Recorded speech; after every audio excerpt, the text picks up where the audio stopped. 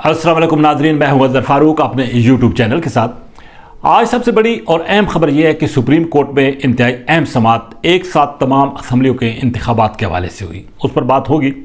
साबिक़ वज़ीर-ए-आज़म इमरान खान ने supreme court के चीफ जस्टिस के साथ इज़हार यकजहती के लिए एक भरपूर रैली का ऐलान किया है। वो रैली भी कल जो है वो मुख्तलिफ शहरों में निकाली जा रही है। सबसे बड़ी और अहम खबर यह है कि एक साथ तमाम असम्बलियों के इंतखाबात के हवाले से आज सुप्रीम कोर्ट में समाअत हुई। हुकूमत और PTI की तरफ से वाज़ेह मौक़िफ़ जो है वो पेश किए गए, बिलखसूस मुज़ाकरात के हवाले से।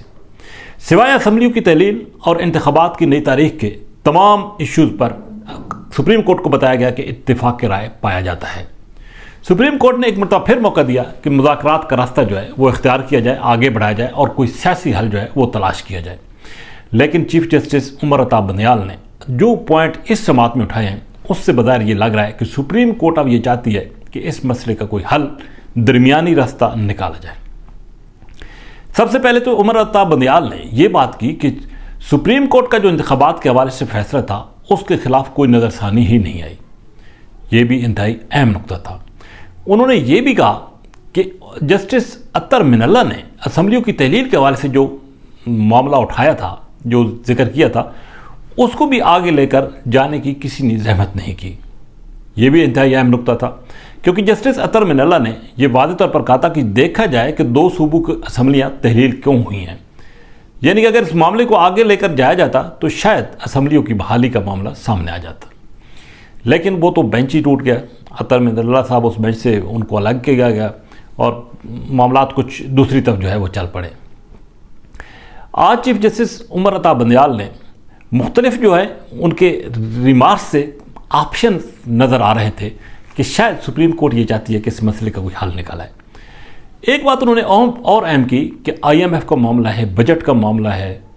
यकीनी तौर पर यह बताया गया कि अगर IMF के साथ मुज़ाकरात नहीं होते, मामलात नहीं होते, बजट पेश नहीं हो सकेगा और नई आने वाली हुकूमत, निगरान हुकूमत बजट कैसे पेश करेगी। ये भी उन्होंने कहा कि यह भी यकीन अहम मामला है। इसके साथ साथ और भी इश्यूज उन्होंने डिस्कस किए। लेकिन ख्वाजा साद रफ़ीक उन्होंने दबंग अंदाज से सुप्रीम कोर्ट में अपनी बात की है। उन्होंने 2017 का भी जिक्र किया जब ये नवाज शरीफ साहब को नाअहल किया गया था, और उन्होंने ये भी कहा कि एतमाद का फुकदान है इदारों के दरमियान, बिलखसूस सुप्रीम कोर्ट और पार्लियामेंट के दरमियान। आज एक और नुकता जो अहम सामने आया है वो ये था कि चीफ जस्टिस ने यह कहा है कि 63A की नज़रसानी की दरख्वास्त जल्द लगाई जा रही है। ये बड़ा अहम मामला है। 63A की अगर लगती है और नज़रसानी की दरख्वास्त और वो मंजूर हो जाती है तो हमदा शहबाज की असम्बली जो है वो बहाल हो जाएगी। ये हुकूमत का बड़ा मुतालबा है कि वो आइन उस वक्त रीराइट किया गया जिसका इख्तियार सुप्रीम कोर्ट को नहीं था। इस पर मुख्तलिफ बार कौंसिल भी अपनी राय दे चुकी हैं। तो ये भी अहम मामला है। मंगल को अब दोबारा समाअत होगी। PTI और हुकूमत अब मुज़ाकरात करती हैं या नहीं, इसके हवाले से कुछ नहीं कहा जा सकता। लेकिन एक बात तय है कि सुप्रीम कोर्ट अब इस मामले का हल निकालने की तरफ चल पड़ी है। वो हल क्या होगा वो तो मदद जज साहबान को ही मालूम है, लेकिन कोई ना कोई रास्ता जो है वो निकाला जाएगा, क्योंकि सुप्रीम कोर्ट को भी मालूम है कि इस वक्त मुल्क मज़ीद आइनी और सियासी बहरान का मुतहम्मल नहीं हो सकता, और तमाम सियासी जमातों को भी इसका अदराक है, बशमूल पाकिस्तान तहरीक इंसाफ को। अब जनाब, कल इमरान खान साहब ने शाम को मुल्क के 4 बड़े शहरों में रैलियों का ऐलान किया है। उन्होंने वाज़ेह किया है कि वो चीफ जस्टिस सुप्रीम कोर्ट के साथ खड़े हैं, आइन के साथ खड़े हैं, और पाकिस्तान तहरीक इंसाफ चीफ जस्टिस के साथ इज़हार यकजहती के लिए रैलियाँ निकालेगी।